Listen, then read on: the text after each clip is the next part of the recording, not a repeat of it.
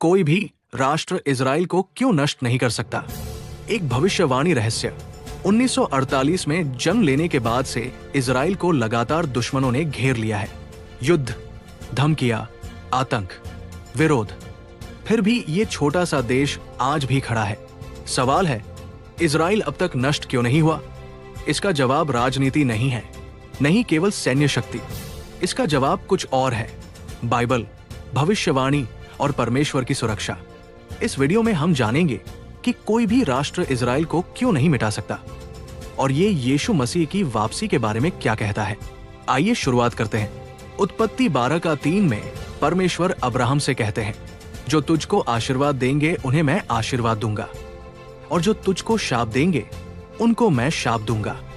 परमेश्वर ने अब्राहम, इसहाक और याकूब से एक अनंत वाचा की, एक भूमि, एक जाति और एक प्रतिज्ञा। ये कोई राजनीतिक समझौता नहीं था, ये स्वर्ग से किया गया समझौता था। इसलिए जिन्होंने इजराइल को नष्ट करना चाहा, बेबीलोन, रोम, नाजी जर्मनी, वो आज कहाँ है? मगर इजराइल आज भी है। क्यों? क्योंकि जिसे परमेश्वर शुरू करता है उसे कोई रोक नहीं सकता। भजन संहिता 121:4 कहती है, जो इस्राएल की रक्षा करता है वो न तो ऊंघेगा न सोएगा। आधुनिक इतिहास देखिए। 1948 में 5 अरब देशों ने इजराइल पर हमला किया, उसी दिन जब इजराइल जन्मा था। फिर भी उन्हें हरा नहीं पाया। 1967 में 6 दिन के युद्ध में इजराइल ने असंभव जीत हासिल की। 1973 में योम किपुर के दिन पर हमला झेल रहा था, फिर भी विजयी हुआ।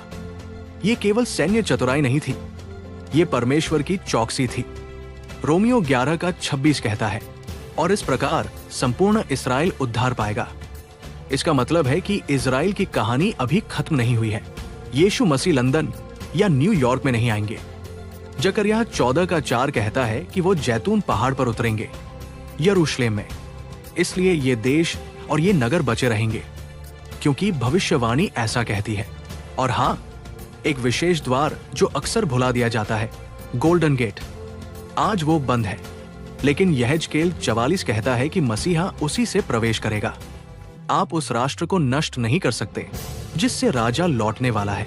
जकरिया 14:2-3 कहता है कि अंतिम समय में सभी राष्ट्र यरूशलेम के विरुद्ध एकत्र होंगे, लेकिन फिर स्वयं परमेश्वर उनके विरुद्ध युद्ध करेगा। ये केवल सैन्य युद्ध नहीं होगा, ये स्वर्गिक युद्ध होगा। संदेश स्पष्ट है, जो इजराइल से लड़ता है वो परमेश्वर से लड़ता है और परमेश्वर से कोई नहीं जीत सकता। इजराइल का बच जाना एक प्रमाण है, परमेश्वर अपनी प्रतिज्ञाओं को निभाता है।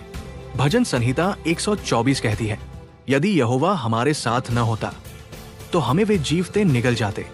जैसे परमेश्वर ने इजराइल को बचाया, वैसे ही वो आपको भी बचाएगा। अगर वो एक राष्ट्र के लिए वफादार है तो वो आपके जीवन में भी सच्चा रहेगा। जो इजराइल की रखवाली करता है वो आपकी भी रखवाली करता है। दुनिया को बताइए, इजराइल का अस्तित्व रहस्य नहीं है, ये संदेश है। परमेश्वर जीवित है, भविष्यवाणी सच्ची है और यीशु मसीह जल्द लौटने वाले हैं। क्या आप मानते हैं कि हम अंतिम समय के करीब हैं? कमेंट करें। अगली बार तक देखते रहिए और प्रार्थना करते रहिए। शालोम।